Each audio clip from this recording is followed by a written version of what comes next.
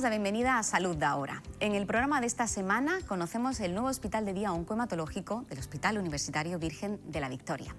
Por parte del Distrito Sanitario Málaga-Valle del Guadalhorce nos darán unos consejos para evitar las comidas copiosas esta Navidad y tener una dieta sana y equilibrada. En Innovación y Salud, desde el Colegio Oficial de Logopedas de Andalucía, nos explican por qué es importante el abordaje de la lectura con estos profesionales. Y el personaje de la semana es el jefe de pediatría del Hospital Vita Sanity Internacional, el doctor Enrique Sánchez. Enrique Sánchez es jefe de servicio de pediatría del Hospital Vita Sanity Internacional. Bienvenido a Salud Ahora. Buenas, ¿qué tal, Marina? Muchas gracias por invitarme a tu programa y poder hablar un poco de la pediatría en Málaga. Bueno, Enrique, lidera un equipo de referencia en la Costa del Sol, en la pediatría de Vita Sanity Internacional, aunque fuera de cámara me ha chivado que también de Vitas Málaga. ¿Cuántas personas forman parte del equipo y cómo están estructurados? Pues sí, mira, a mí me gusta decir, Marina, que formamos una red pediátrica bastante amplia, ¿no? Tenemos más de 50 especialistas, tanto de pediatría como de cirugía pediátrica, llevamos ambos servicios, y nos distribuimos pues, en Vitas Málaga, en Vitas Sanity, como los dos principales hospitales de Vitas de la provincia, y luego pues, los centros periféricos desde prácticamente Gibraltar hasta Nerja, ¿no? De punta a punta en la costa. Nos dividimos pues, en 4 grupos, ¿no? Urgencias pediátricas 24/7, planta de pediatría con ingresos de pediatría y partos, una amplia gama de subespecialidades pediátricas, que ahora estamos intentando un poco ampliar, y consultas externas, como he dicho, por toda la costa, ¿no? Pero quizás lo que más me gusta destacar es que en nuestro grupo tenemos un sistema importante de coordinación, ¿no? Y eso se transmite en los pacientes, ¿no? Cada día tenemos sesiones clínicas en los que compartimos los casos más complejos, ¿no? Y eso nos permite pues, hacer diagnósticos más consensuados y tratamientos más específicos, ¿no? Y la verdad que eso se transmite en los pacientes. Por otra parte, ¿Pacientes más complejos? Claro, obviamente, sí, siempre. Por otra parte, también pues, tenemos el pilar de la docencia, ¿no? Trabajamos junto con la universidad, muchos de los pediatras somos tutores de práctica, tanto de quinto como de sexto de medicina. También tenemos convenio con otras universidades, incluso ahora tenemos estudiantes de Costa Rica, del otro lado del charco. Y como tercer punto, pues la investigación, ¿no? Siempre en un hospital, un servicio como el nuestro, y más en la pediatría, también es muy importante participar en ensayos clínicos, ¿no? De diferentes categorías. Y ahora, de hecho, estamos muy a boga por la IA, ¿no? La inteligencia artificial. Bueno, es que la IA ya no es parte del futuro, es el presente, casi pasado en algunas áreas. Y tenemos varios proyectos. Y desde luego hay que tener. ¿En qué proyectos están importantes? Por ejemplo, estamos trabajando en un proyecto en el que un algoritmo, ¿no? que nos determina el pronóstico de la sepsis pediátrica en los niños, según unos parámetros que le damos a la máquina, ¿no? Como así se le dice. Nos dice un poco la evolución que va a tener ese paciente y la verdad que acierta con un porcentaje bastante elevado. No olvidamos que la IA es una herramienta de soporte en la que evidentemente siempre se valida por un profesional sanitario. Claro. Aquí tratamos de hacer mucha pedagogía, doctor, porque bueno, queremos que la ciudadanía de Málaga sepa los servicios, los grandes profesionales de que disponen nuestros centros sanitarios y todas las herramientas que tienen a su disposición, ¿no? Pero en la que siempre, en última instancia, son ustedes los profesionales sanitarios los que están, detrás de cada diagnóstico, detrás de cada prueba, para que la familia, en este caso los padres, que son muy importantes, entiendo, en el diagnóstico de un paciente pediátrico, se queden tranquilos, ¿verdad? Sí, es verdad que la pediatría tiene, ¿no? La característica de que no es un paciente único al que tratamos, ¿no? La pediatría engloba pues, toda la familia, ¿no? Los padres, los abuelos, los tíos, cualquier familiar que se preocupe por ese niño. Por eso yo siempre digo que si un médico tiene que tener empatía, el pediatra debe tener el doble, ¿no? Y muchas veces un pediatra puede tener mucho conocimiento académico, ¿no? Pero si no tiene empatía, pues no va a ser un buen pediatra, ¿no? Y eso siempre intentamos transmitirse a los pediatras más jóvenes, ¿no? Y algo muy importante, ¿no? De hecho, cada etapa, ¿no? de la pediatría, el recién nacido, el escolar, el adolescente, hay que hablarle con un lenguaje diferente, ¿no? Y es muy importante ponerse en el papel de esos padres, en la piel de ellos, ¿no? muchas veces nos hacen preguntas de recién nacidos que sabemos que son normales, o enfermedades que son banales, síntomas banales, que tú sabes que son banales, pero muchas veces cuando somos padres, yo ya soy padre, Claro. cambia Cambia mucho cambia el rol, mucho, me cambia mucho. imagino, Claro, doctor, aunque seas pediatra, cuando tu niño es el que está malo, cambia, ¿no? Y entonces lo más importante es saber transmitir, pues que realmente tú sabes que eso no es nada importante, ¿no? Obviamente nunca tampoco tener empatía no quiere decir que a todos se les vaya a decir que sí, a los padres. No, hombre, faltaría más, Claro. ¿no? Pero está claro que hay que tener una vocación un poco todavía más precisa, ¿no? Claro, en cuanto a la atención de un paciente pediátrico, ¿no? Por eso Porque llevan desde la neonatología hasta, bueno, la adolescencia, evidentemente. Sí, en España hasta los 14 años, pero bueno, en muchos países europeos y Estados Unidos hasta los 18, ¿no? Y que esa es la época más complicada, ¿no? La adolescencia, ¿no? Por eso es tan importante la humanización, ¿no? En los servicios, ¿no? Que los padres realmente se integren, ¿no? En neonatología, como decía, intentamos que los padres pues, le cambien el pañal, le den su biberón, siempre que la situación clínica lo permita, ¿no? Y de hecho el otro día estamos en una jornada en el Colegio Médico que hicimos de pediatría, y surgía ese debate porque hay países, ¿no? En el que los padres pues, están presentes en todas las técnicas, incluso en reanimaciones cardíacas, ¿no? Sí, en situaciones complejas, límite, ¿no? Claro. Y es verdad que hay muchas veces que cambiar un poco la mentalidad, ¿no? Y intentar pues, que los padres se integren más, ¿no? en el día a día del hospital.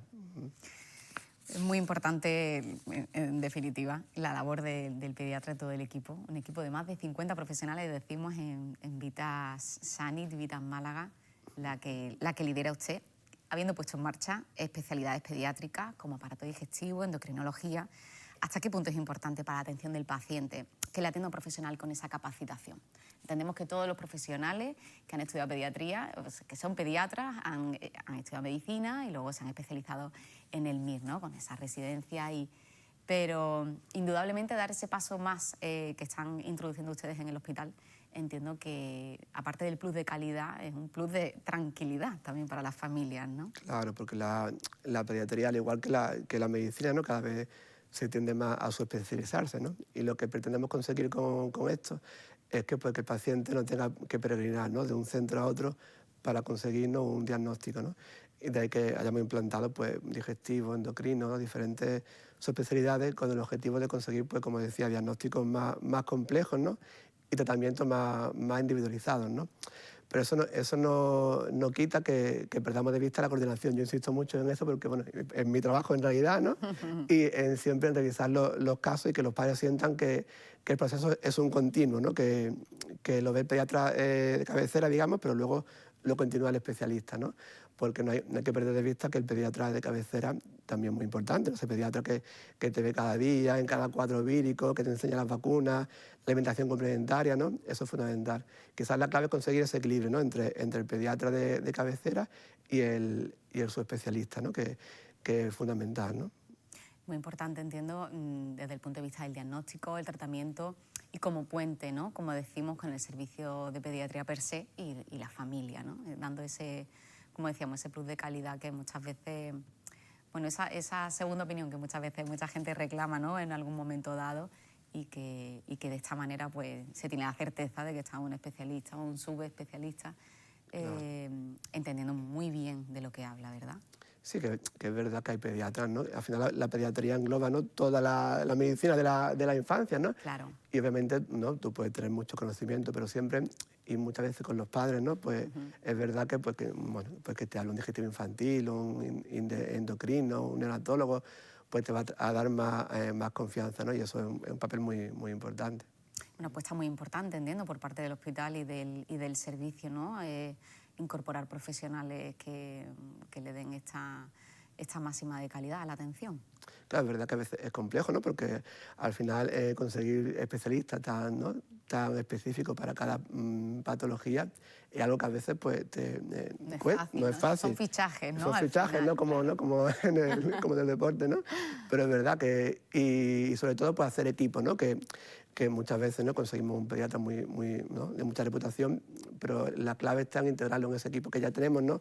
De 50 especialistas, ¿no? que venga a las sesiones, que nos cuente sus casos clínicos, ¿no? Para que los padres sientan que, pues como te he dicho antes, que había una continuidad, ¿no? en el tratamiento.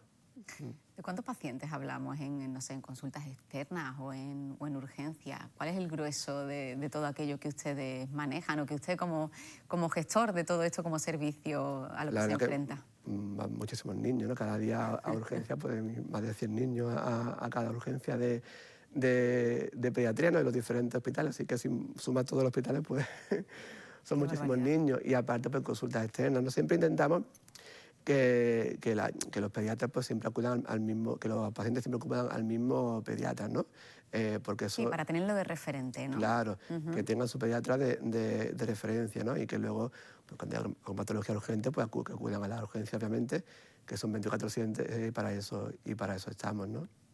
Sí, que entiendo que tener un referente, y más en pediatría, es aún más importante para la familia, ¿no? Y sobre todo para el paciente, que al final termina depositando su dosis de confianza, aunque sean niños pequeños muchas veces, en una persona a la que ponen nombre, a la que ponen una cara, ¿no? Y entiendo que eso es muy importante, ¿no? Yo creo que en pediatría eso es, ¿no? Es casi fundamental, ¿no? Que ellos tengan un pediatra de cabecera, como te decía antes, ¿no? Que incluso muchas veces, ¿no? Que no está bien visto llamar a los teléfonos, ¿no? para que nos escriban, nos comenten las inquietudes, y es verdad que eso da mucha tranquilidad a los padres.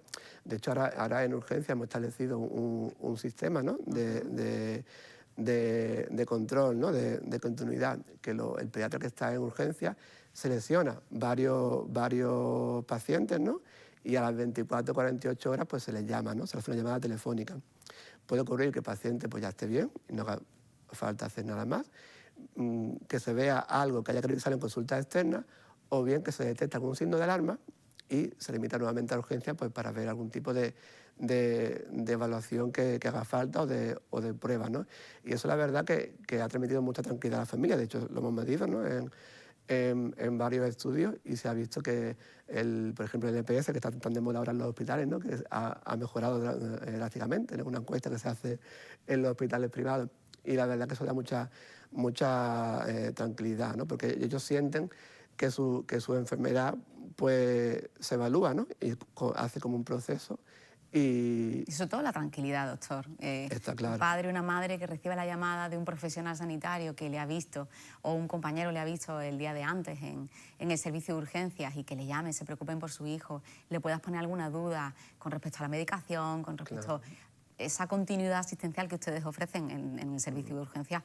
Es muy interesante por la tranquilidad de lo que hablamos al principio de la familia. Siempre, ¿no? Surgen dudas, siempre te preguntan algún síntoma nuevo, alguna cosa. Y claro, cuando la gente siempre llama a los mismos pediatras, es verdad que se repiten los pacientes, obviamente, y ya como que, bueno, ya los conoces y hablas con ellos, y la verdad que es algo muy importante, ¿no? Y bueno, y aparte de esto de la continuidad asistencial, también en el servicio pues hacemos mucha labor divulgativa, ¿no? El año pasado recorrimos no sé cuántos colegios, salió en prensa por toda la provincia, dando talleres de RCP. Muy interesante y muy importante, que los niños muchas veces presencian situaciones complejas. De reanimación cardiopulmonar, así, tanto a profesores como a padres, y a niños de 5 o 6 años hasta adolescentes.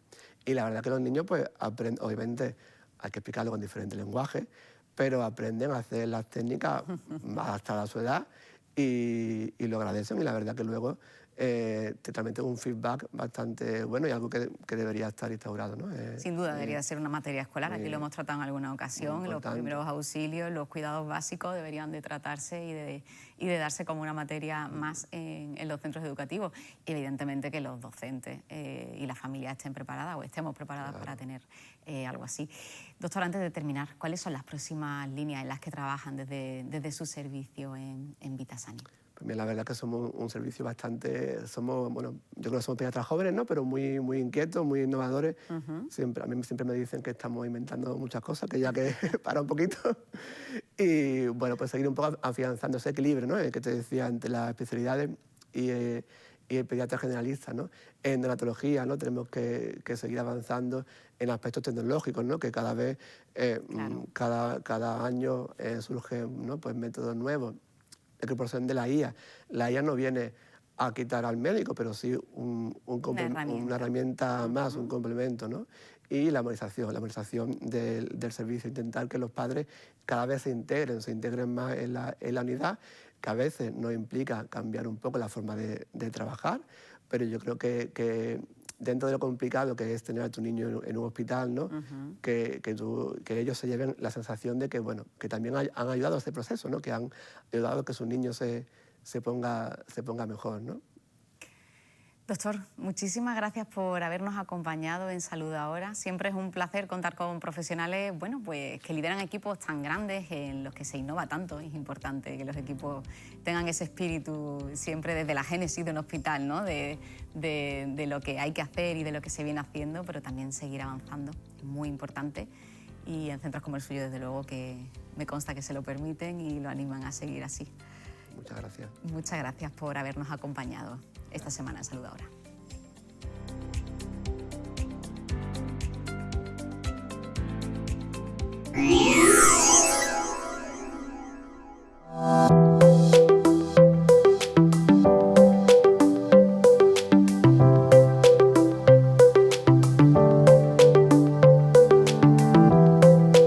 Ahora mismo estamos en el Hospital de Día Oncohematológico, donde se administran habitualmente tratamientos intravenosos con quimioterapia, con inmunoterapia y con fármacos antidiana, que es lo que constituye o se llama tratamiento sistémico del cáncer, a pacientes con cáncer, ya sea enfermedad localizada o enfermedad diseminada.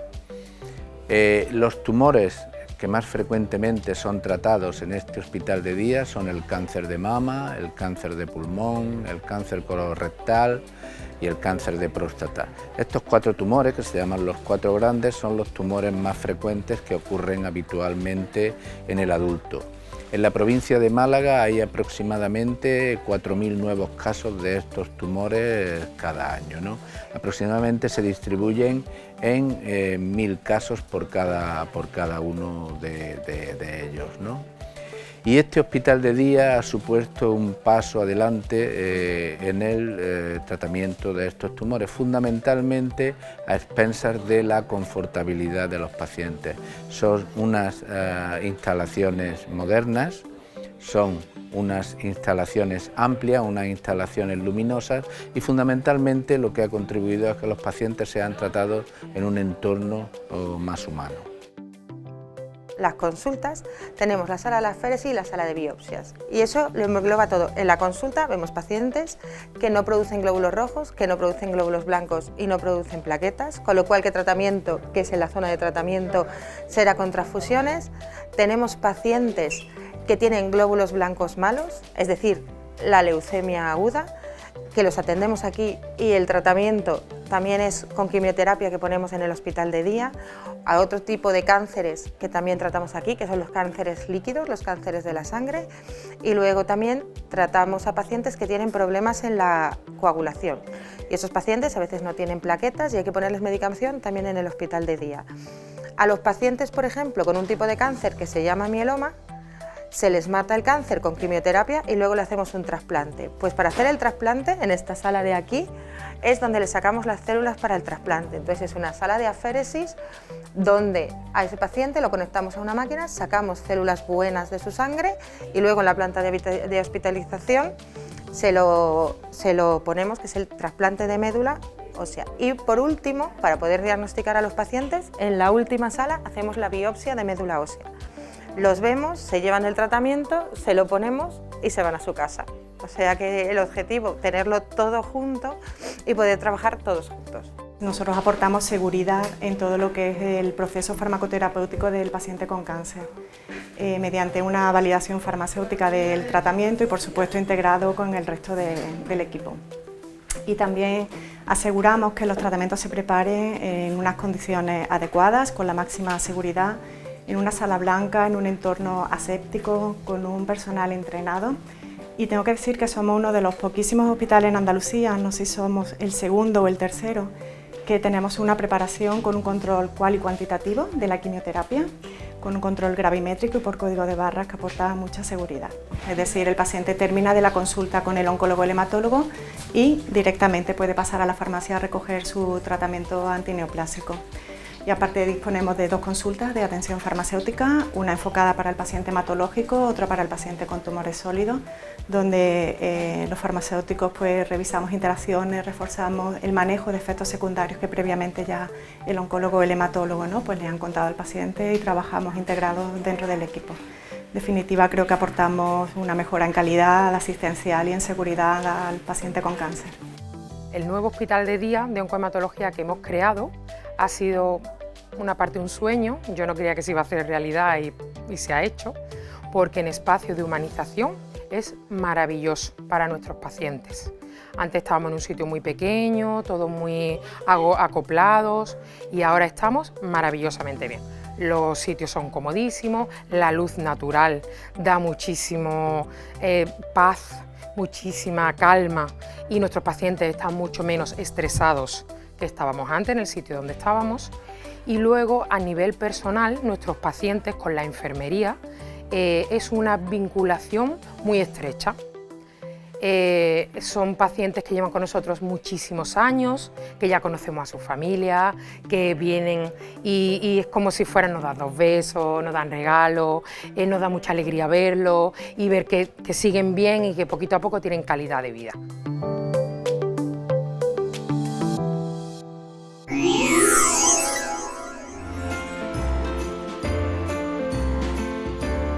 Vamos a hablar sobre cómo evitar un poco esa ansiedad por comer que tenemos en estas fechas de época de Navidad. Y en primer lugar es que perdemos un poco la rutina por estar de vacaciones. Entonces la primera recomendación sería intentar mantener el mismo horario, tanto de comida, desayuno, comida, cena, en cuanto a la hora, como actividades, porque el descansar peor, el consumir más cafeína hace que lleguemos como con un poquito más de hambre, por lo que implica que lleguemos con ansiedad por comer. También hacemos un poquito el intentar compensar como sabemos que vamos a tener una comida muy copiosa, vamos a comer muchísimo, intentar compensar esas comidas y hacerlas previas un poquito más ligeras, por lo que entonces llegamos con mucha hambre y propicia aún que comamos mucho más. La mayor recomendación sería intentar hacer un break, un aperitivo a media comida, a intentar hacer un aperitivo entre las distintas comidas para no llegar con tanta hambre y tanta ansiedad. Otro tipo de recomendación sería que tomemos alimentos que son un poco más saciantes en estas comidas, tanto la del desayuno previo, comida previa o en la misma cena. Habría que incluir proteína, que también es más saciante, y fibra. Luego, durante la misma comida, la mayor recomendación es que comamos despacio, saboreemos los alimentos, las texturas, que nos tomemos una pausa. Además, está en nuestra mano la cantidad de comida que vamos a comer, porque en el centro de la mesa hay mucha, pero tú decides qué cantidad te pones en tu plato. Entonces, si vas añadiendo poco a poco, conforme te vas quedando con el plato vacío, vas añadiendo por cantidades, no es lo mismo que empezar a comer una cantidad muy abundante desde el primer momento. Esto da también pie y lugar a que entre distintos platos de comida, entre uno y otro, podamos tener un descanso, que recomendamos también beber agua para como estar mucho más calmados. Y después de estas comidas copiosas, lo ideal o recomendable sería tomarnos un tiempo de unos 20-15 minutos de caminata para intentar aligerarlo, porque esto lo que hace es que cuando lleguemos a la noche, si nos acostamos y no ha pasado el tiempo suficiente o tenemos la comida aún muy en el estómago, empeora algunas patologías. Por ejemplo, en personas un poco más obesas, favorece también el reflujo gastroesofágico, y una de las recomendaciones, aparte de no acostarte sin haber dejado pasar el tiempo prudencial de 2-3 horas después de esta comida, y aún más si es copiosa, sería que intentáramos hacerlo con un poquito de elevación, con 25 grados o con una almohada. Y también lo que empeora es la dificultad para conciliar el sueño, que si sumamos todo esto a lo que hemos dicho anteriormente del cambio de hábitos, es como un círculo vicioso que hace que no nos alimentemos del todo bien en esta época.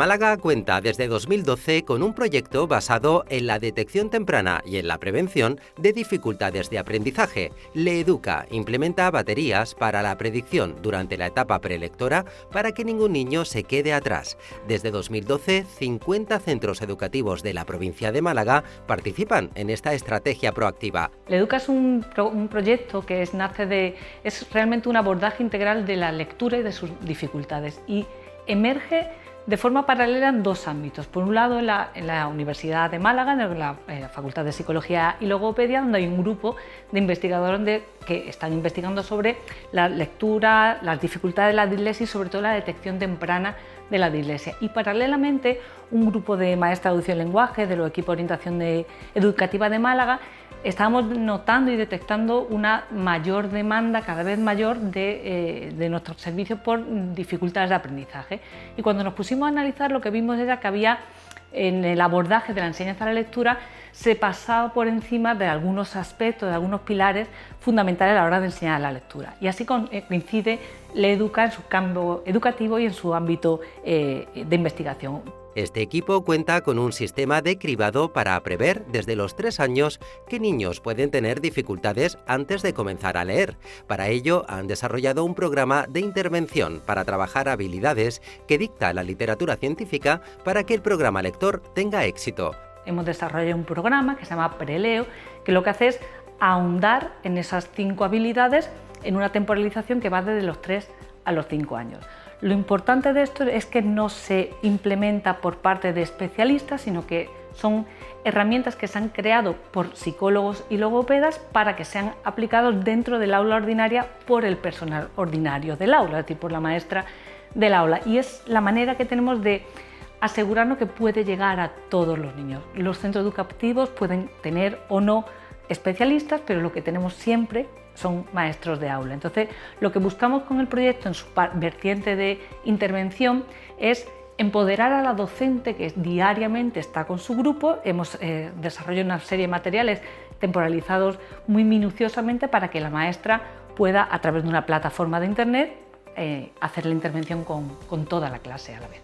Este equipo, que implementa programas universales e individuales de intensificación, trabaja en objetivos de prevención, intervención temprana y posterior de forma secuencial y organizada, consciente de la importancia del abordaje precoz en los menores. Las dificultades que podemos tener a futuro si no se interviene de forma temprana es que las dificultades van a ser más grandes, más marcadas, tanto a nivel de lectura, en el caso de, por ejemplo, como estaba hablando de una dislexia, como por supuesto y de una forma muy llamativa a nivel emocional. O sea, la dislexia, además de lo que es la dificultad de aprendizaje para leer, acarrea consigo un trastorno muy severo de la emoción y de la gestión personal de la persona y de las familias. Nosotros detectamos, prevenimos o intervenimos en trastornos del lenguaje, la comunicación, de audición y también de funciones orales no verbales. Entonces, ¿de qué estamos hablando? Pues de salud y de calidad de vida, con lo cual, cuanto antes se detecte cualquier dificultad, como en otras áreas de la sanidad, es esencial. Y prevenir de forma precoz pues supone luego menos dificultades, porque como te digo, la calidad de vida de la persona, pues la persona abordamos toda su dimensión, tanto a nivel personal, escolar, cognitiva, lingüística, y todas ellas pueden estar afectadas, social o alimenticia, en fin, todo lo que conlleva el hecho de que la persona se desarrolle en su día a día. Los profesionales consideran que cada vez hay más dificultades en el aprendizaje a consecuencia del habla. Creen que parte de este problema está causado por el abuso de las nuevas tecnologías, de la falta de relaciones sociales y de la hiperestimulación visual con tablets o móviles en la infancia.